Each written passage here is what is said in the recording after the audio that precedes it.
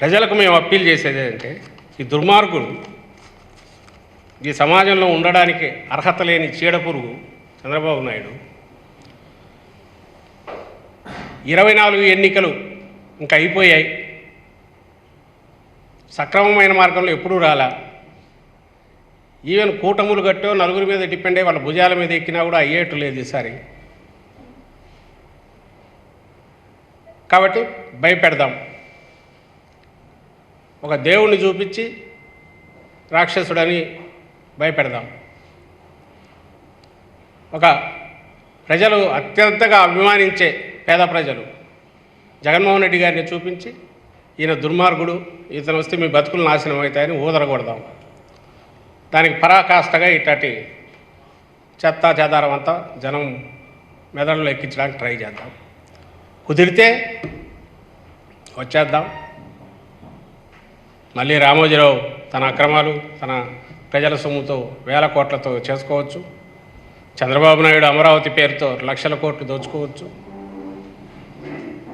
మళ్ళీ 5 ఏళ్ల తర్వాత వచ్చే ఎన్నికలకు ఎవరు ఉంటారో అప్పుడు చూసుకుందాం.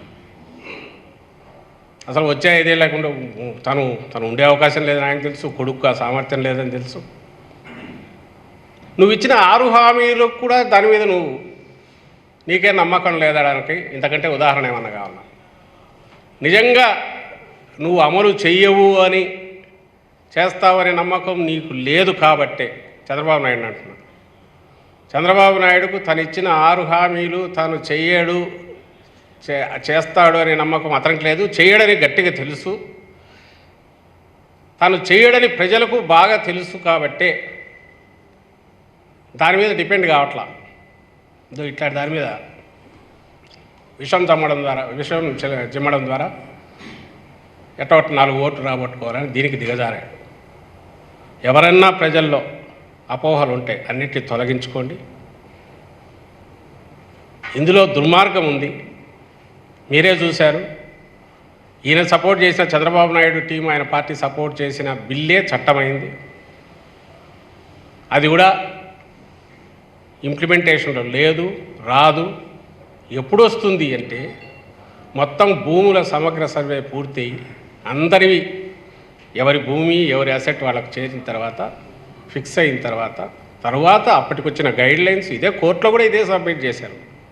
అనుమానాలు ఉంటే ఇవన్నీ సలహాలు సూచనలు ఇంకా తీసుకొని అవన్నీ అయినాక యాక్సెప్టెన్స్ అయినాకనే అమలులోకి వస్తుంది. బై దట్ టైం ఆస్తులన్నీ ఎవరి వాళ్ళ చేతిలో భద్రంగా ఉంటాయి, అవి మరింత భద్రంగా ఉండేట్టు చేయడానికి అప్పుడు వస్తుంది. ఈ మధ్యలో అందరూ దాంట్లో గ్రామ సభలు జరుగుతాయి, పబ్లిక్ ఒపీనియన్ తీసుకుంటారు.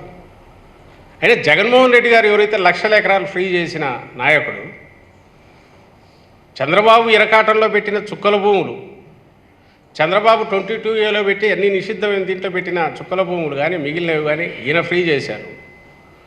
ఈరోజు ఊపిరాయట్ రైతులకు చేశాడు. ఇనాం భూములు కానీ లిటిగేషన్లో పెట్టి నానా రకాల ఇదైనవి ఎన్ని లక్షల ఎకరాలు 22A పెట్టాడు చంద్రబాబు నాయుడు అడ్డంగా. అవి పెట్టడము, తాను కానీ తన కింద ముఠా వాళ్ళకు కానీ డబ్బులు ఇస్తే వాటిని ఫ్రీ చేయడం, మిగిలినవన్నీ అట్లా పెట్టిండడం. వాటికి శాశ్వత పరిష్కారం జగన్మోహన్ రెడ్డి గారు ఇచ్చారు ఈరోజు.